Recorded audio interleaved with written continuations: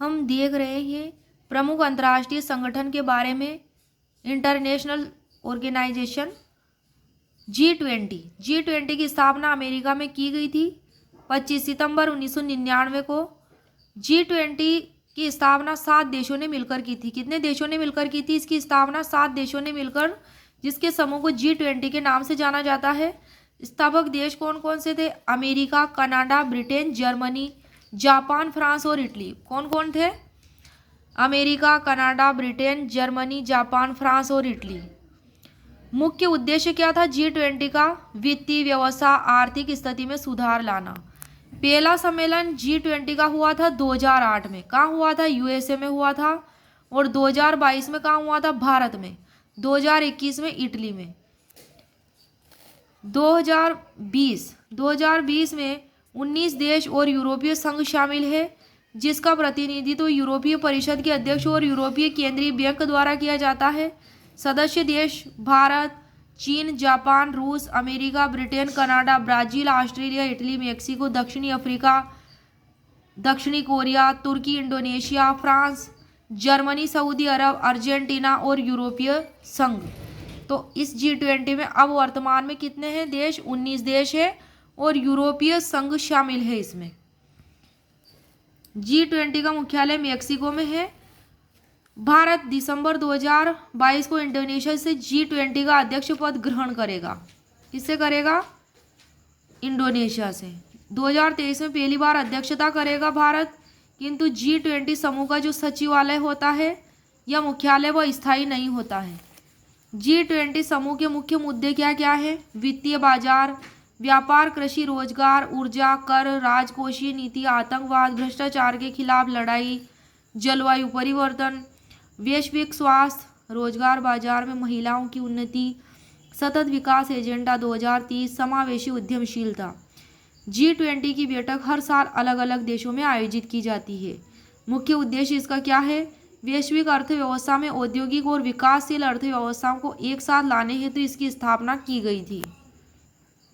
ASEAN की स्थापना 1967 में की गई थी। आसियान की फुल फॉर्म है association of south east Asian Nations. दक्षिणी पूर्वी एशियाई देशों का संगठन, एक क्षेत्रीय संगठन। इसको क्यों स्थापित किया गया था? एशिया प्रशांत के उपनिवेशी राष्ट्रों के बढ़ते तनाव के बीच राजनीतिक और सामाजिक स्थिरता को बढ़ावा देने के लिए स्थापित किया गया था। क्यों स्थापित किया गया था? राजनीतिक और सामाजिक स्थिरता को बढ़ावा देने के लिए इसका एशियन संघ का स्थापना की गई थी। तो इसको 8 अगस्त को आसियान दिवस मनाया जाता है। कब मनाया जाता है? 8 अगस्त को। सचिवालय इसका जकार्ता, इंडोनेशिया की राजधानी वहाँ है जकार्ता में इसका सचिवालय एशियन का। और इसमें 10 देश शामिल है। कितने देश शामिल है? आसियान में 10 देश शामिल है और इसमें भारत शामिल नहीं है। अगर परीक्षा में भारत का ऑप्शन आ जाए कि आसियान में भारत सम्मिलित है कि नहीं, तो वह नहीं है। इसमें कौन कौन से देश शामिल है? Indonesia, Malaysia, Philippines, Singapore, Thailand, Brunei, Vietnam, Laos, Myanmar और कंबोडिया। ये 10 देश शामिल हैं। आसियान घोषणा पत्र को बैंकॉक घोषणा भी कहा जाता है। कौन सी घोषणा?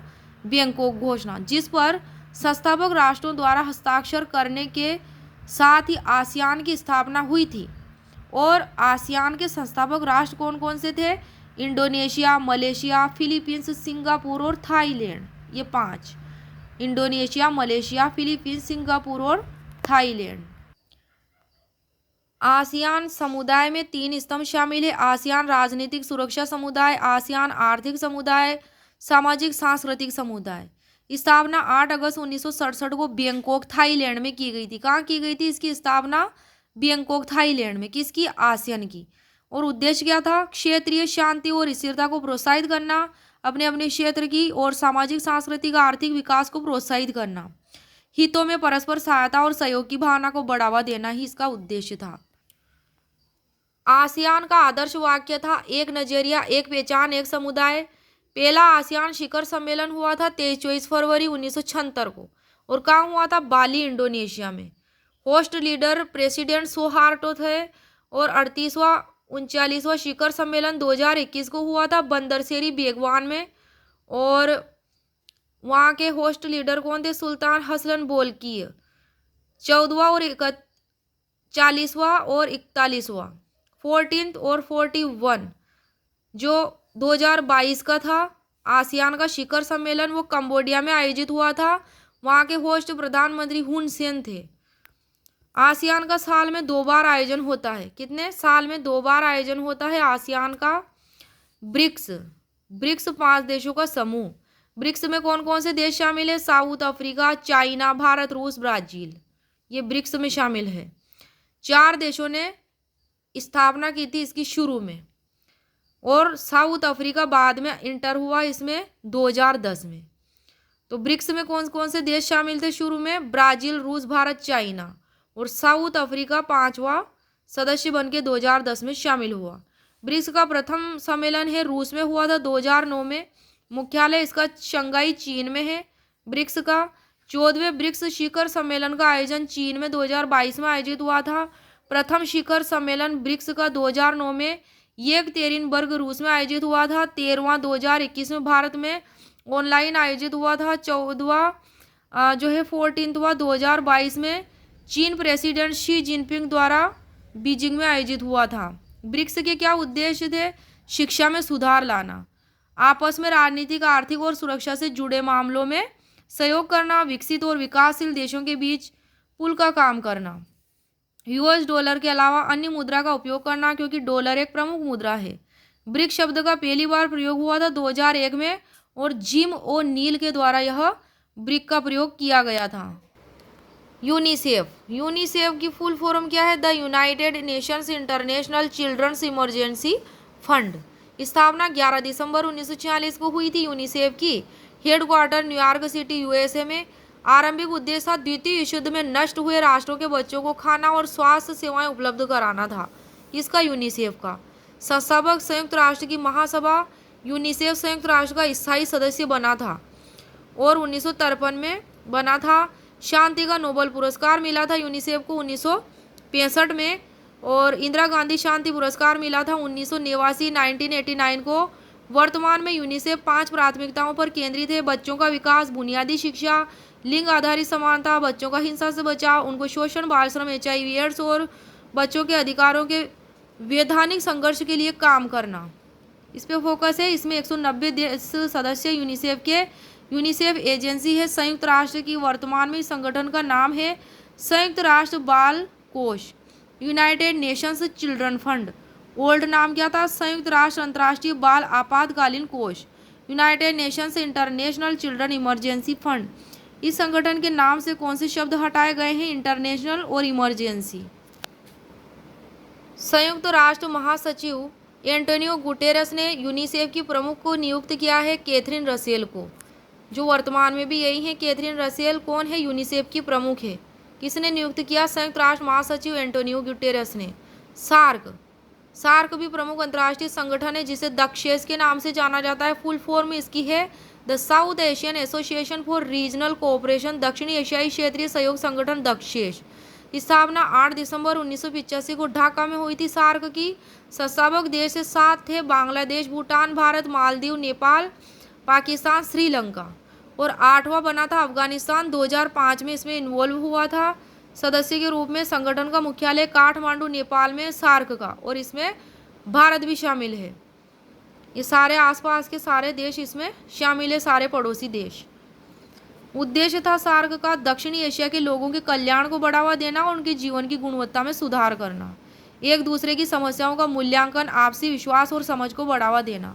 20वां सार्क शिखर सम्मेलन 2022 में इस्लामाबाद में आयोजित हुआ था। बीमस्टेक, इसकी फुल फॉर्म है bay of Bengal initiative for multi sectoral technical and economic cooperation. Bengal की खाड़ी बहुक्षेत्रीय तकनीकी और आर्थिक सहयोग पहल एक अंतर्राष्ट्रीय आर्थिक सहयोग संगठन है। बीमस्टेक, इसकी स्थापना 6 जून 1997 को बैंकॉक में की गई थी, जो थाईलैंड की राजधानी थी। सचिवालय इसका है ढाका, बांग्लादेश में है। बीमस्टेक का बीमस्टेक में शामिल देश है भारत, बांग्लादेश, नेपाल, भूटान, म्यांमार, श्रीलंका और थाईलैंड। संस्थापक देश है भारत, बांग्लादेश, श्रीलंका, थाईलैंड। ये और बीमस्टेक नाम पड़ा इसका 31 जुलाई 2004 को। बीमस्टेक शिखर सम्मेलन अब तक 2022 में 5 हो चुके हैं। पहला 31 जुलाई 2004 को बैंकॉक में हुआ था। दूसरा हुआ था 13 नवंबर 2008 को नई दिल्ली भारत में। तीसरा हुआ था 4 मार्च 2014 को नेपिडा म्यांमार में। चौथा हुआ था 2018 में काठमांडू में। और पांचवा हुआ था 2022 में कोलंबो श्रीलंका में। नाबार्ड, नाबार्ड की फुल फॉर्म है national bank for agricultural and rural development. राष्ट्रीय कृषि और ग्रामीण विकास बैंक की स्थापना 12 जुलाई 1982 को मुख्यालय मुंबई में। इसकी स्थापना राष्ट्रीय कृषि और विकास ग्रामीण विकास बैंक अधिनियम 1981 के तहत की गई थी। नाबार्ड की स्थापना। नाबार्ड एक विकास बैंक है जो प्राथमिक तौर पर देश के ग्रामीण क्षेत्रों पर ध्यान केंद्रित करता है। इसका मुख्य उद्देश्य है नाबार्ड का ग्रामीण ऋण वितरण प्रणाली के लिए एक मजबूत और कुशल आधार प्रदान करने की दिशा में काम करता है। लघु और कुटीर उद्योगों के विकास के लिए ऋण मुहैया कराना।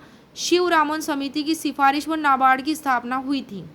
किसकी सिफारिश पर हुई थी नाबार्ड की स्थापना? शिवरामन समिति के द्वारा।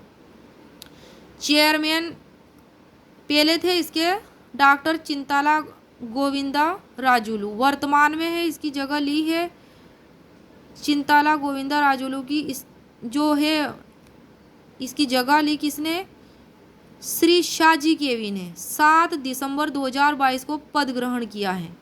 वर्तमान में कौन है नाबार्ड के जो चेयरमैन कौन है? श्री शाहजी केवी। नाबार्ड क्या है? कृषि क्षेत्र का शीर्ष बैंक है। कृषि क्षेत्र का शीर्ष बैंक।